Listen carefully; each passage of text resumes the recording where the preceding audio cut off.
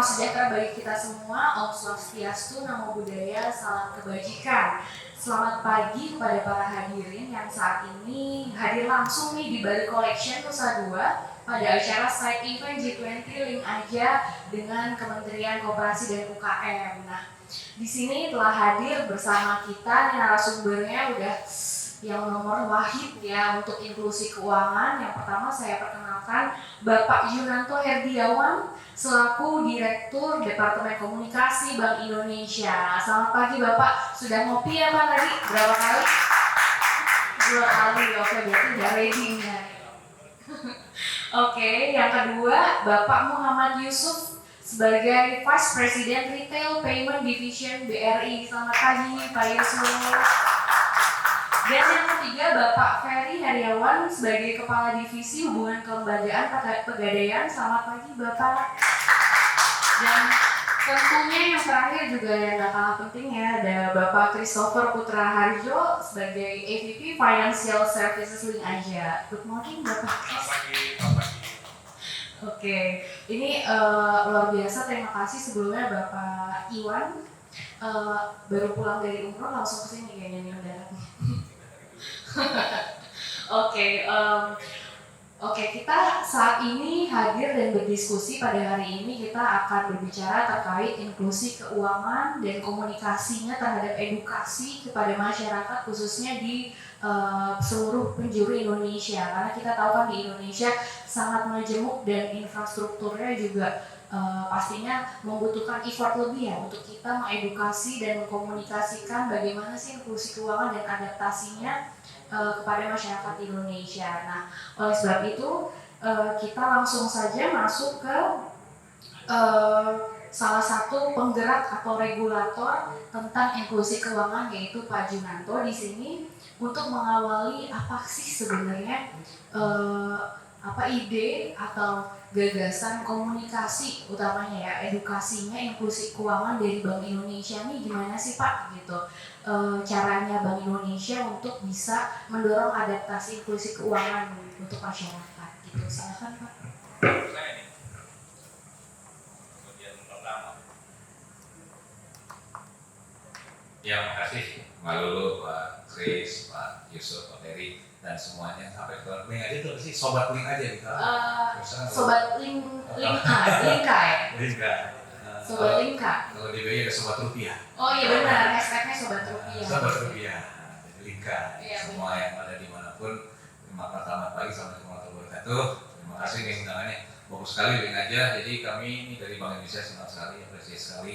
Apalagi ini dilakukan side event G20 ya. Side event G20. Jadi ini tentunya tidak lepas daripada apa yang dibahas di G20. Nah ini minggu depan ini sangat krusial sekali karena seluruh ini Indonesia sebagai tuan rumah, sebagai presidensi, ya, tentunya kedatangan pimpinan-pimpinan negara dan akan membahas topik-topik yang penting. Kalau di BI dan Kemenq ini ada financial track ya, track ke finansial, dan itu ada beberapa topik-topik yang dibahas, ada 6 topik dan salah satu topik yang penting dibahas oleh 20 negara itu yaitu financial inclusion.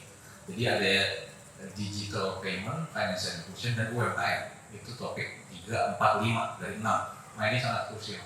Jadi penting sekali karena di tengah pandemi justru ini sekarang yang menjadi salah satu penyelamat buffer untuk masyarakat yang terutama di menengah bawah. Jadi tentunya ini membutuhkan komunikasi, edukasi. Namanya Indonesia luas. Tadi Pak Kris bilang misinya susah nih. Ya, iya kalau link aja mau punya link aja berapa juga kalau sebenarnya nggak ada saldonya berapa juga masih dipakai.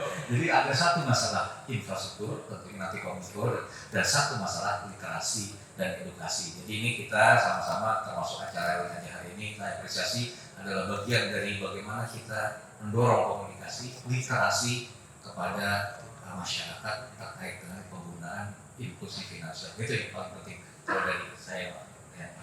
Ya, terima kasih Bapak. Sekarang move dulu nih ke Pak Yusuf ya. Nih dari BRI sendiri gitu Pak Yusuf. Nah, bagaimana sih langkah BRI untuk mendukung inklusi keuangan di masyarakat? Kalau bicara langkah kayaknya sampai sore baru selesai gitu. Karena kalau bicara langkah banyak hal yang sudah dilakukan oleh Bank Indonesia untuk mendukung inklusi keuangan gitu ya Pak. Kalau kita cerita bahwa BRI yang tersebar dan juga menyebar dimanapun, saat ini memiliki kurang lebih 8.000 unit kerja, mulai dari kantor wilayah, kantor cabang atau cabang pembantu, ada juga unit desa, teras BRI yang ada di pasar-pasar, bahkan kita juga memiliki 2 teras kapal yang memang itu ditugaskan untuk juga bisa memberikan jasa layanan perbankan ke pulau-pulau terpencil. Kita juga memiliki kurang lebih 21.000 ATM yang harapannya bisa memberikan akses keuangan kepada seluruh masyarakat Indonesia. Kami juga memiliki 539.000 agen BRI, agen laku pandai, yang memang kalau bicara lokasinya di rural semua, yang memang ini bisa dimanfaatkan oleh masyarakat sekitar untuk bisa menabung, ngambil uang, pembayaran apapun bisa dilakukan dari agen BRI. Kami juga memiliki kurang lebih 235.000 mesin edisi, yang memang dari mesin edisi dan juga agen BRI ini sudah kita adopsikan pembayaran melalui KRIS, sehingga apa yang digadang-gadang oleh Bank Indonesia untuk inklusi keuangan dengan cara pembayaran KRIS sudah kita implementasikan di seluruh agen laku pandai kami dan juga di merchant-merchant kami di seluruh Indonesia. Gitu Mbak. Oke, terima kasih Bapak Yusuf. Nah sekarang kita ke Bapak Ferry Heriawan. Nah kalau tadi kita ngomong tentang bagaimana tentang edukasi inklusi keuangan, nah sekarang kalau dari Pegadaian itu ada nggak sih Pak tantangannya dalam edukasinya sendiri itu dari Pegadaian bagaimana? Karena kan kita tahu Pegadaian itu lebih dekat ya ke masyarakat gitu. Banyak program-programnya mungkin yang bisa diadaptasi oleh masyarakat. Oke, jadi kalau bicara tantangan, kami punya tantangan terberat dibandingkan beberapa industri di jasa keuangan lainnya. Nah, kalau Pegadaian itu saat ini tingkat literasinya dari survei nasional literasi inklusi keuangan yang dilakukan oleh OJK 2019 yang lalu itu baru mencapai 18%. 3 tahun sebelumnya 2016 masih 15%. Ini 2022 sedang dilaksanakan survei literasi yang terbaru.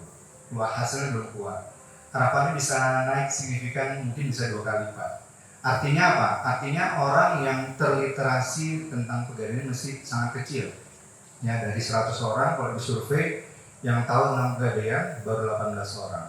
Yang inklusi itu lebih sedikit lagi.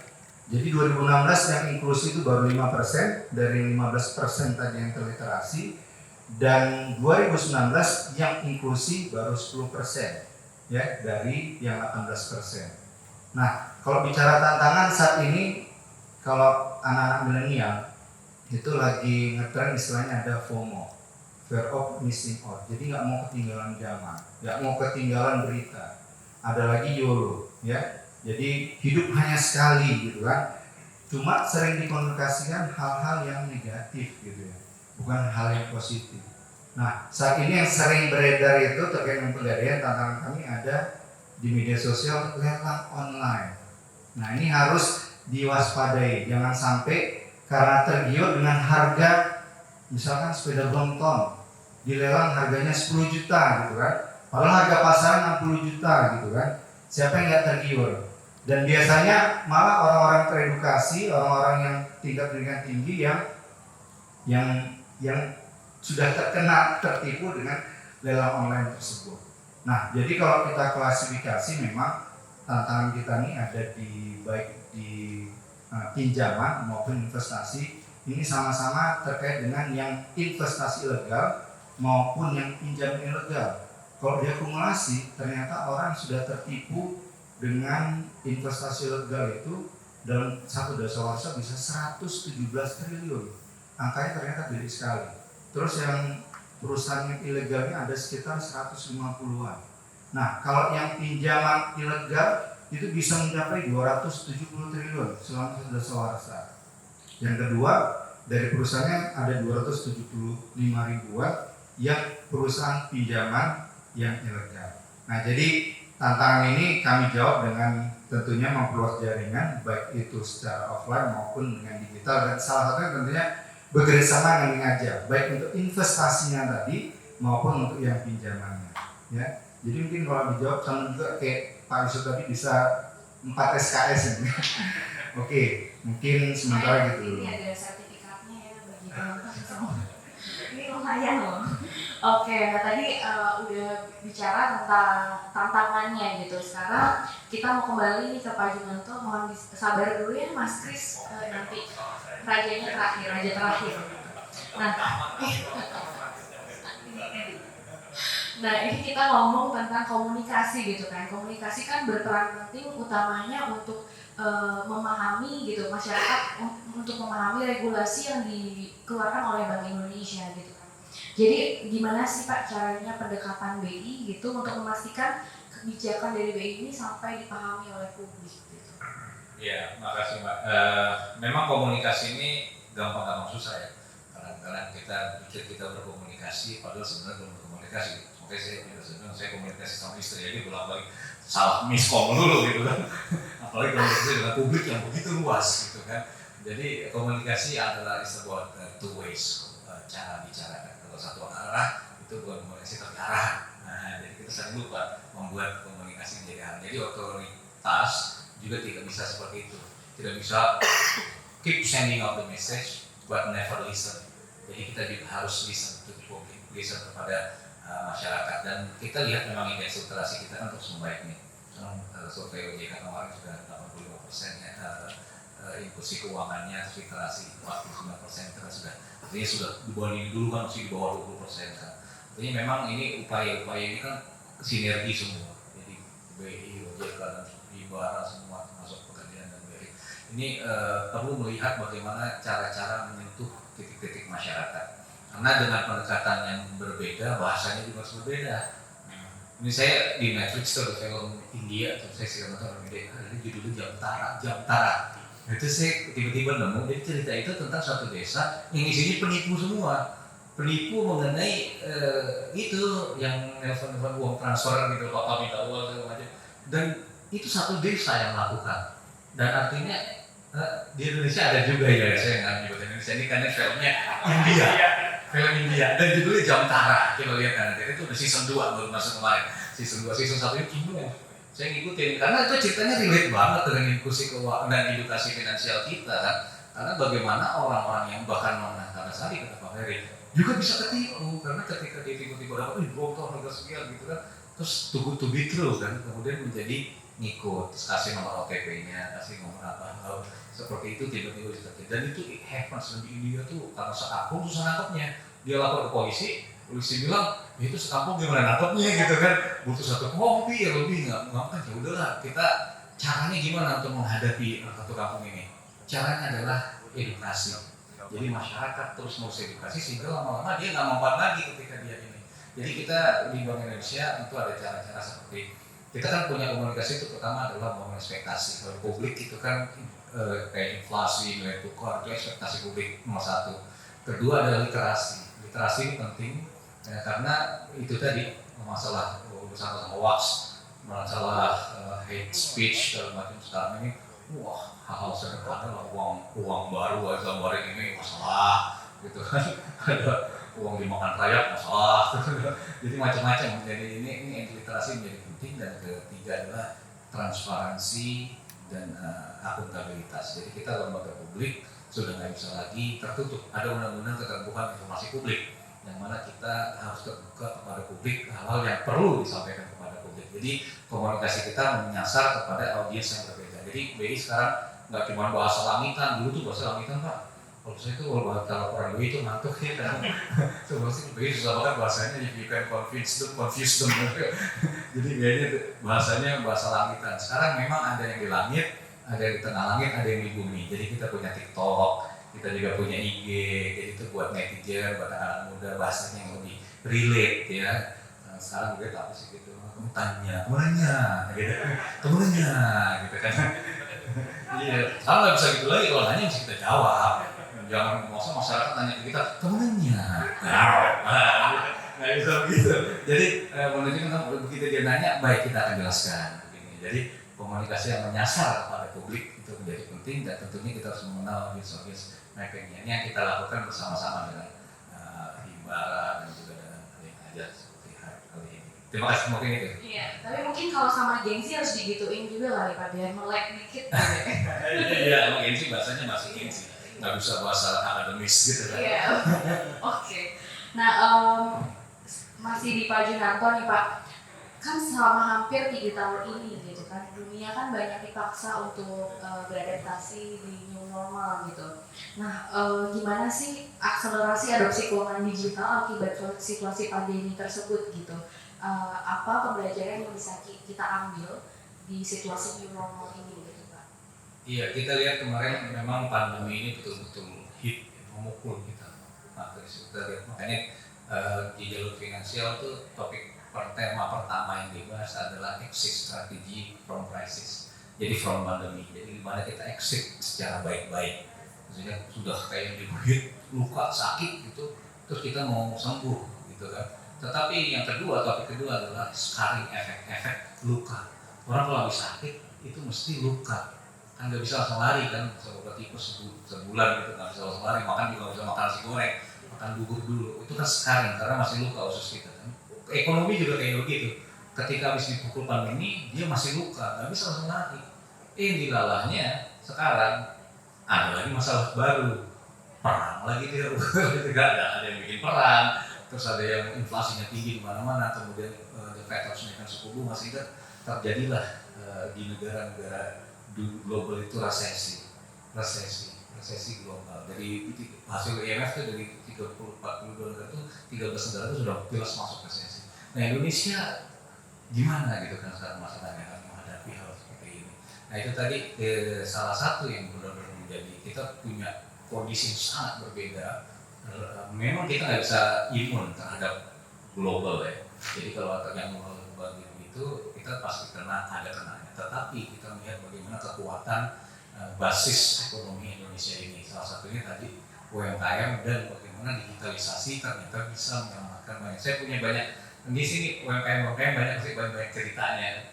Bagaimana nanti dari BRI bisa cerita lah bagaimana binaan-binaan UMKM yang bisa terselamatkan dengan digitalisasi ini. Binaan-binaan BI juga banyak yang tadinya dia hampir tutup, kemudian nggak bisa bayar pegawainya, kemudian dia masuk ke marketplace, terus kemudian bisa pembayaran online, terus pembayaran digital, akhirnya mereka malah tidak memberhentikan karyawannya, malah omsetnya meningkat.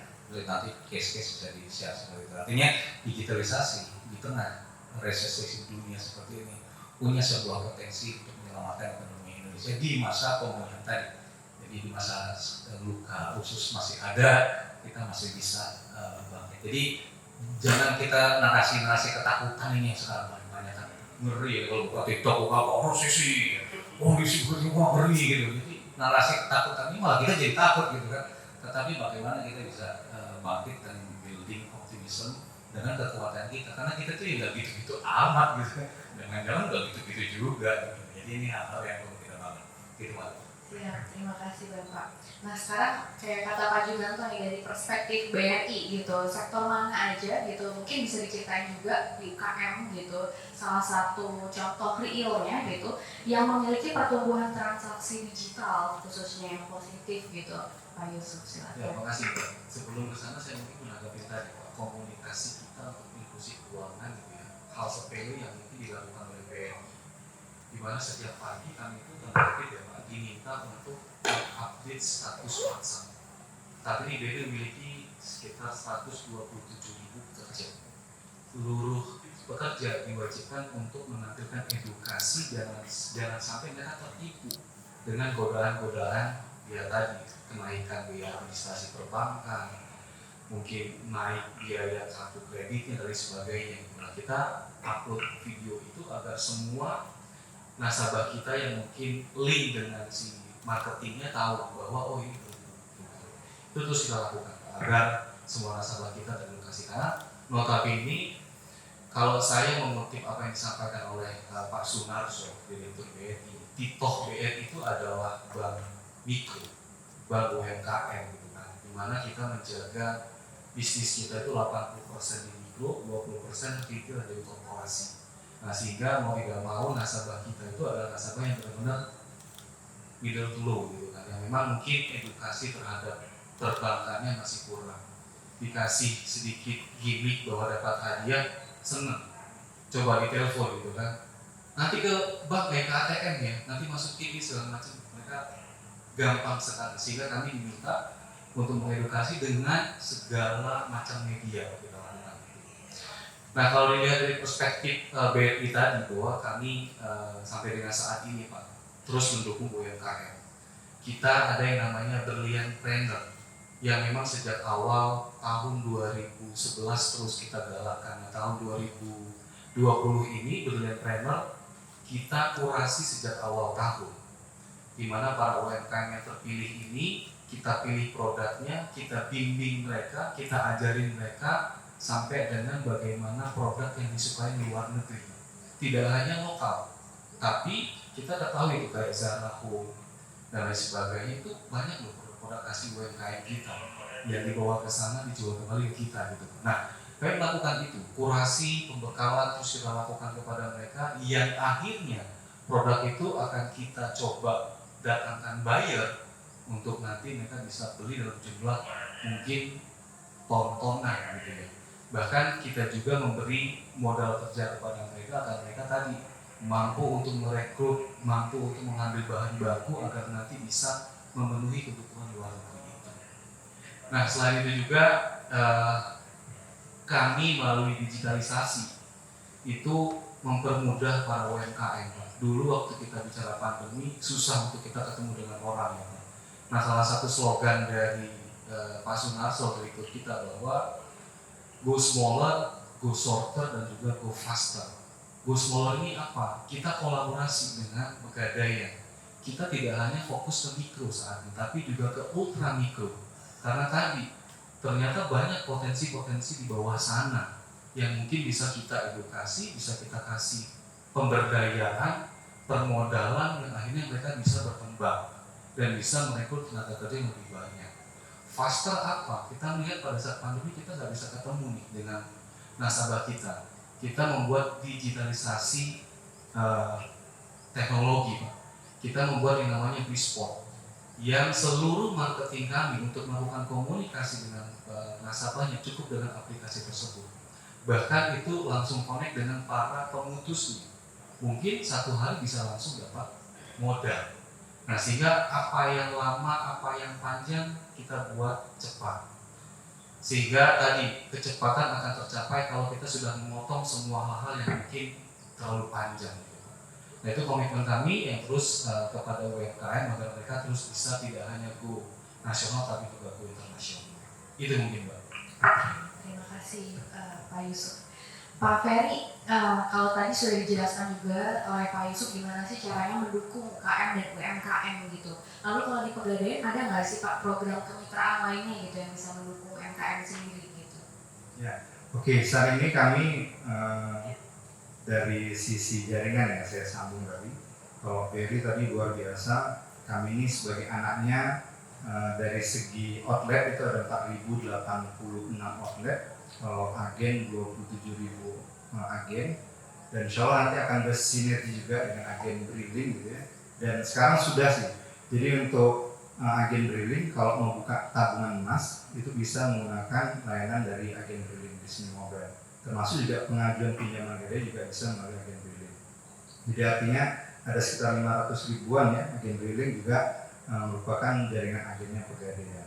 Nah, kalau di kemitraan saat ini yang sudah bekerja sama dengan kami itu ada sekitar 1.300 yang notabene mereka ini tentunya membantu untuk kegiatan literasi dan inklusi keuangan tadi, dan juga di seluruh tim mikro kita ada fokus kegiatan pendampingan untuk nasabah-nasabah ultra mikro. Nah, jadi ada segmen yang sudah jadi nasabah, dilakukan kegiatan pendampingan, diberikan kurikulum, apakah itu pembukuannya, pemasarannya, atau peningkatan kualitas proses produksinya misalnya. Dan juga kalau yang belum jadi nasabah, ini kan kerjasama dengan beberapa segmen, apakah asosiasi, apakah itu perkumpulan, apakah itu organisasi, apakah itu emak-emak dari tingkat kelurahan, kecamatan. Ini bisa mengajak kami untuk kolaborasi untuk melakukan peningkatan kapabilitasnya untuk pelatihan dari hal-hal yang sepele misalnya buat buat kacang tojin misalnya gitu ya, yang kira-kira produknya laku, kalau contohnya di Aceh gitu ya, yang kira-kira di kafe itu lakunya apa? Nah, buat kue basah. Nah ini kita berikan pelatihan dari skala yang tadi tuh, karena kami segmen ultra mikro. Nah kami juga sudah diberikan sebuah produk eh, yang yang digunakan oleh banyak perbankan saat ini di Bank Himbara, itu KUR. Cuma segmennya di Pegadaian KUR Syariah. Ini juga pinjamannya masih di bawah 10 juta karena segmennya khusus menyasar ultra mikro. Nah harapannya dari sisi jaringan kita perluas baik secara offline maupun secara digital, dan juga dari segi produknya juga kita perkaya, bisa untuk menyasar semakin banyak masyarakat yang teredukasi dan inklusif dengan produk Pegadaian. Terima kasih Pak Ferry. Nah sekarang ke Mas Kris nih, tadi udah banyak dijelaskan inisiatifnya dan segala macamnya gitu Mas Kris. Nah sekarang dari Link Aja sendiri gitu, untuk menggather semua ide-ide ini, inisiatif dan kolaborasi dari Link Aja apa sih gitu? Oke, tentunya terima kasih banyak ya semuanya atas partisipasinya dan kehadirannya Rojonto, Pak Yusuf dan juga Pak Ferry. Misal kalau dari Link Aja ini sebenarnya kalau saya lihat kita tuh nggak ada apa-apa kalau tidak ada support dari Bank Indonesia, dari Bank BRI dan juga dari Pegadaian. Kita pun juga banyak kolaborasi yang sudah kita lakukan bersama. Contohnya misalnya dengan BRI, kita juga ada namanya BRI Paylater, BRI Ceria yang kita kolaborasikan, yaitu di mana seseorang bisa melakukan pembelian beli sekarang bayar nanti gitu ya. Dan juga bersama Pegadaian kita juga orang bisa mengajukan pinjaman juga di Link Aja gitu ya. Jadi banyak kalau misalnya kita lihat tadi yang dimention sama Pak Jodoh itu adalah secara edukasi ke publik ya. Kita melihatnya kalau misalnya saat ini orang itu apa yang masih harus ditakutkan gitu ya. Kalau misalnya kita secara belanja itu secara online, apakah kita secara tabungan itu jangan cuma naruh uang di bawah bantal saja gitu ya. Iya, makanya ya Pak. Saya pun juga kalau misalnya boleh cerita sedikit ya, supir saya itu hobinya banyak Pak, TikTok Pak. Ya. TikTok, Instagram, tapi kalau saya lihat, kamu tabungannya apa? Gak ada. Sama sekali. Jadi mereka itu mungkin masih persepsinya, wah kalau misalnya saya taruh misalnya di bank atau misalnya di Imani seperti ini aja, mereka bisa takutnya hilang kemana gitu. Nah itu edukasi itu yang saya rasa kolaborasi antara semua BUMN itu sangat penting ya, karena kalau kita lihat itu ya uang itu sebenarnya cash ya, tunai itu mahal, benar nggak Pak? Apalagi kalau misalnya contohnya Pegadaian, tiap kali orang mau disburse gitu ya, sudah di approve, maunya ngambilnya cash Pak. Ya, padahal butuhnya sekarang gitu kan Pak ya. Padahal kalau misalnya kita ada jalur bank atau jalur iman, itu bisa langsung instan ya kan. Kita juga bicara karena di G20 ya, secara komunikasinya kita itu mungkin saving the planet dan juga karena dari pandemik ya, bagaimana sih caranya biar kita itu bisa melimitasi kalau bisa face to face interaction. Nah, kenapa kita secara ini aja kolaborasi banyak juga ya bersama BUMN, kita juga ada dengan Kementerian Lembaga. Inilah untuk coba kita solve. Contohnya kalau misalnya kita sekarang mau belanja ataupun mau membayar dealer gitu ya, orang harus pakai motornya, bensin mungkin ke toko kelontong ataupun ke supermarket gitu ya untuk bayar. Itu udah keluar costing lagi. Belum ngantrinya, gitu kan bisa exposure-nya banyak gitu ya. Terus dari sampai ke perjalanan ke sana dompetnya jatuh, hilang, atau di sana dicopet ya kan.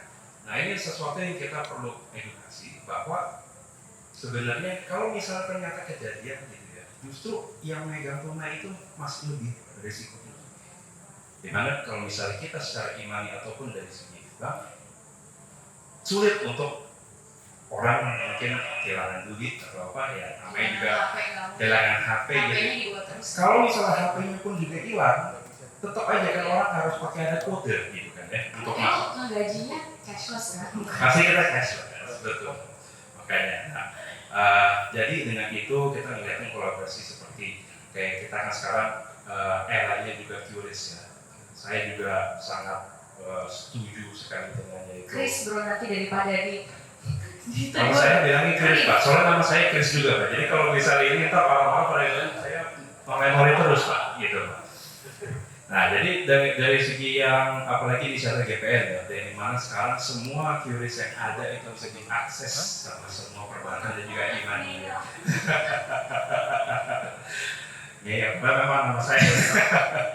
Jadi kita pun sekarang support banyak ya secara UMKM di mana mereka juga kampanye misalnya kalau misalnya pakai cash itu kan mereka harus nulis semua pemasukan mereka, pengeluaran mereka, semua sekarang sudah jelas terdaftar di inbox, semua ada histori dan itu mempermudah gitu ya. Nah jadi kita juga akan terus ya gencar, saya kan dari bagian financial service ya, kita pun juga kolaborasi banyak bagaimana untuk menaikkan inklusi keuangan dan juga untuk memberikan akses dari segi pinjaman gitu ya. Terus kita gencar terus dan tadi saya juga udah bicara juga sama Pak Ferry gimana nih kita caranya untuk meningkatkan gitu ya secara leads kita di mana orang tidak harus capek-capek datang ke cabang tetapi mereka bisa mendapatkan akses itu dengan digital, mereka tinggal klik isi nama segala macam kelar, ntar kita yang capek biar nasabahnya yang kita datangin gitu kan. Nah itu sesuatu inisiatif baru yang memang pastinya kita bersama akan kita support dan juga dengan bimbingannya Bapak Widodo dari BI dan juga dari BRI kita pun juga pastinya akan menaikkan secara inklusi keuangan dari 84% kalau bisa targetnya 2024 di atas 90% ya, amin ya Pak ya 1000% katanya, luar biasa mungkin kalau dari saya itu. Strateginya Link aja apa nih ke depannya nih khususnya dalam bisnis ya untuk meningkatkan teknologi finansial gitu di masyarakat. Oke. Kalau misalnya secara teknologi finansial memang secara infrastruktur I think kalau misalnya dari segi pemerintah dan juga dari segi bank lain itu semuanya udah membantu mensupport itu ya.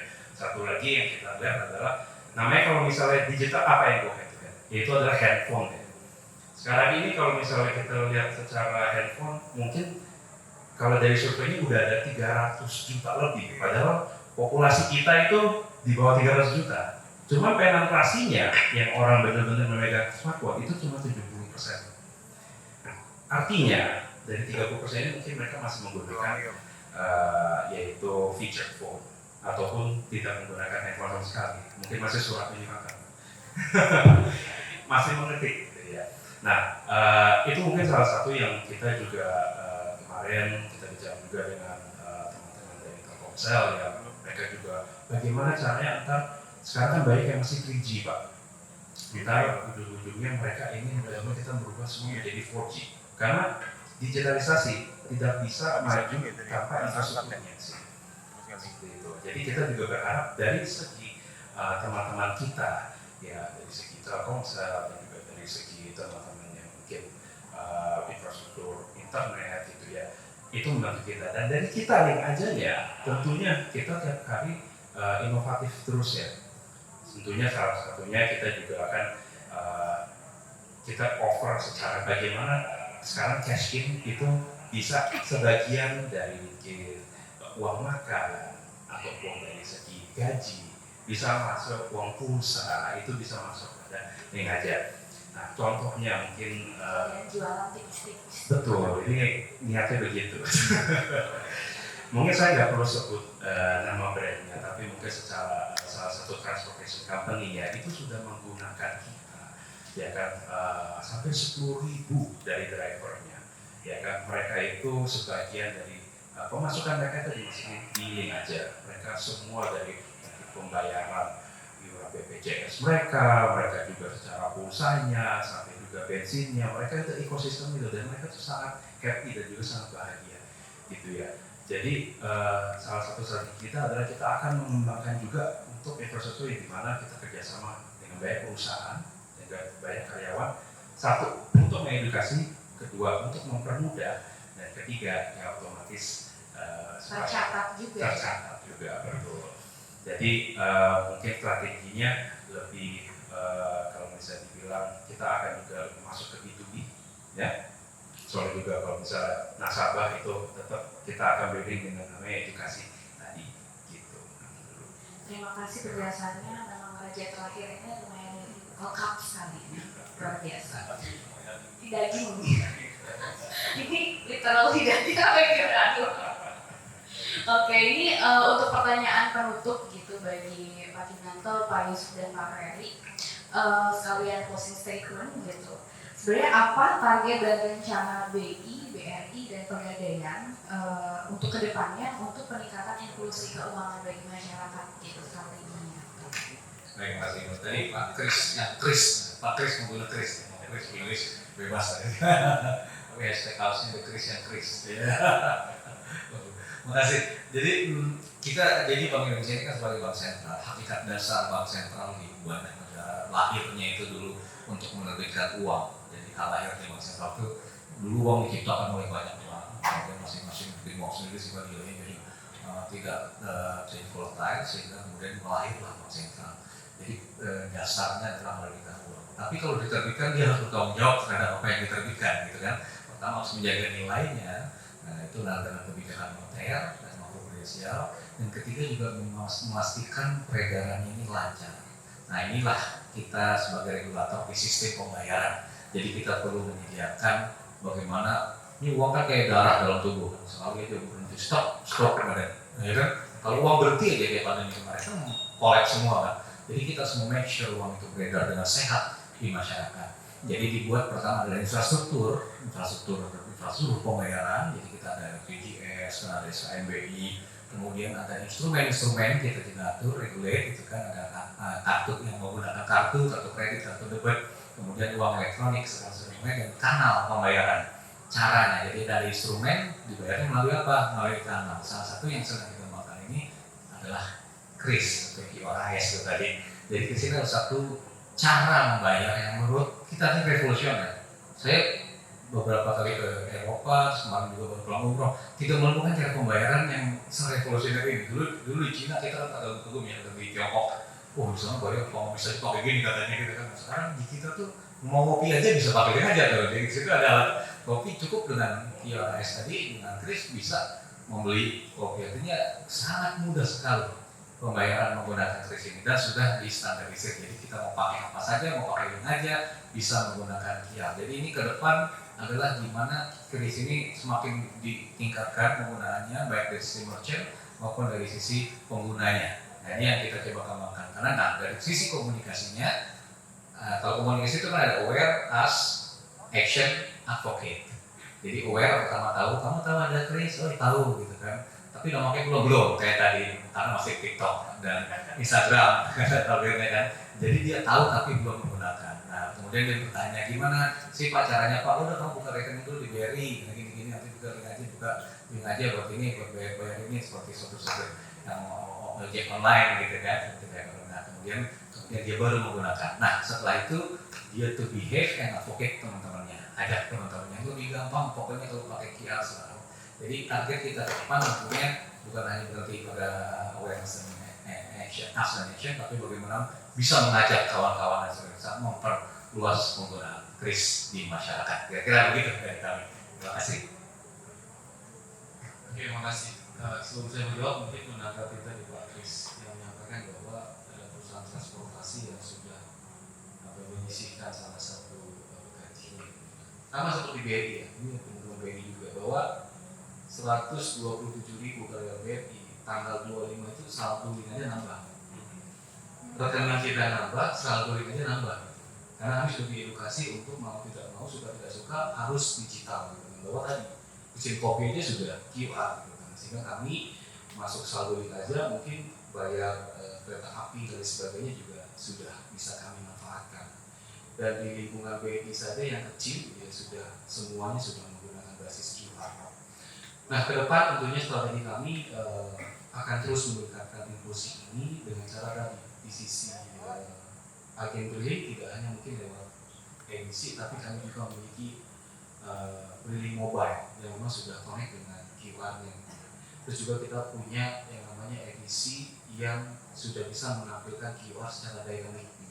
Jadi tidak lagi menggunakan QR statik, masih banyak sih Pak yang statik, tapi di beberapa merchant kami tanpa statik dengan mesin edisi yang bisa juga mengakseptasi kartu, Mastercard, Visa dan lain sebagainya, tapi juga bisa menampilkan QR lewat mesin edisinya. Nah selain itu kami juga sudah mulai mengembangkan dan bahkan sudah mengimplementasikan API Kris, jadi kita connect dengan platform-platform digital, aplikasi-aplikasi digital yang cukup gampang, tinggal connect API saja, Kris kita sudah ada di platform tersebut. Nah terakhir yang sedang kami implementasikan, kita kolaborasi dengan salah satu POS yang cukup besar di Indonesia, itu Maju, itu kan mereka sudah banyak memiliki para UMKM yang memanfaatkan jasa POS, dan kita sudah connect API dengan mereka, jadi di aplikasi mereka, di tag-nya mereka itu sudah bisa menampilkan Kris kita. Nah, bahkan ke depan sedang dikerjakan oleh Ibu Lia, di dalam mesin edisi akan nanti ada POS-nya Maju. Jadi dengan satu device, POS dan juga alat pembayaran dalam satu aplikasi. Tentunya ini membuat mereka lebih hemat, lebih heavy, bahkan di sini juga mobile, tidak hanya di meja kasir.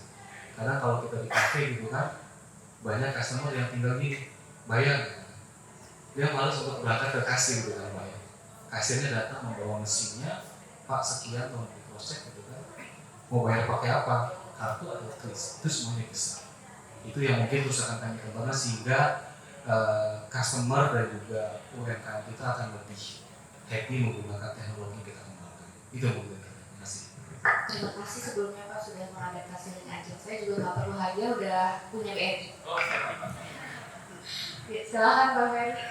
Oke, jadi dari Pegadaian melihat jangan sampai semangat kita untuk menunjukkan inklusi keuangan ini tersandung, terciderai dengan orang-orang yang tidak teredukasi dengan hal-hal yang sifatnya masif diberitakan melalui media sosial. Jadi rumusnya tuh katanya ada 2 L untuk mewaspadai hal itu. Ya bisa.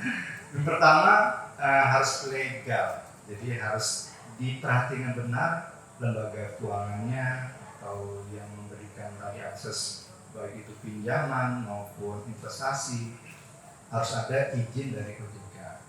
Yang kedua harus logik, ya. Kadang-kadang yang kemarin tuh robot trading gitu ya, dikasih margin 1% gitu kan. Itu orang-orang ya lagi heboh lah gitu kan. Jadi harus logik juga. Ini kira-kira marginnya masuk akal enggak gitu. Kalau nggak masuk di akal, saya pikir orang masuk ke situ jadi orang kaya semua, kita nggak perlu kerja gitu kan. Nah jadi harus diperhatikan 2 hal itu, legal dan logis. Nah dari terakhir saya melihat dengan digitalisasi ini kami punya sebuah instrumen untuk orang kan tahunya Pegadaian ini kan Pegadaian Jakarta kan juga punya investasi emas bisa melalui Pegadaian, dan itu bisa aksesnya melalui channel digital. Dan di pandemi kemarin ternyata 25-30% orang buka investasi emas itu melalui channel digital. Nah, jadi tidak hanya melalui outlet Pegadaian saja yang Pak Ibu tadi. Jadi ini sungguh bisa memperluas akses masyarakat untuk bisa investasi maupun pinjaman juga dengan konsep digitalisasi. Terima kasih. Terima kasih, itu nilai emasnya juga tidak berkurang kan ya Pak kalau digital kan ya. Oke. Mungkin yang terakhir ada closing statement untuk Mas Kris.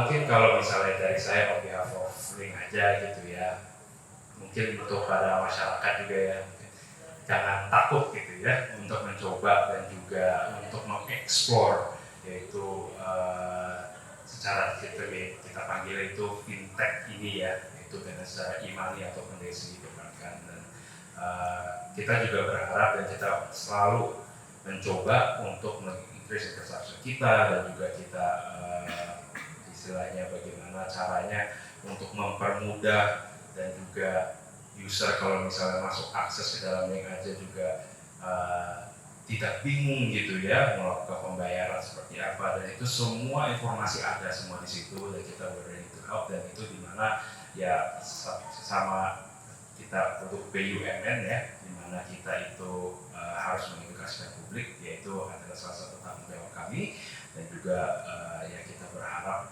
dengan itu kita bisa membantu secara masyarakat, UMKM dan juga ekonomi Indonesia. Itu sih. Mungkin dari saya itu aja ya, tadi bapak-bapak sudah cukup banyak nih memaparkan dari kita dari itu. Terima kasih banyak sekali lagi. Terima kasih banyak Bapak-Bapak narasumber atas waktunya dan juga sharingnya gitu. Terima kasih juga bagi para penonton nih yang di online gitu. Pokoknya link aja senantiasa untuk mendukung pemerintah dalam pembayaran non tunai dan juga agar literasi keuangan digital ini dapat diadaptasi oleh seluruh masyarakat Indonesia. Mari satukan potensi Indonesia bersama link aja apa-apa bisa.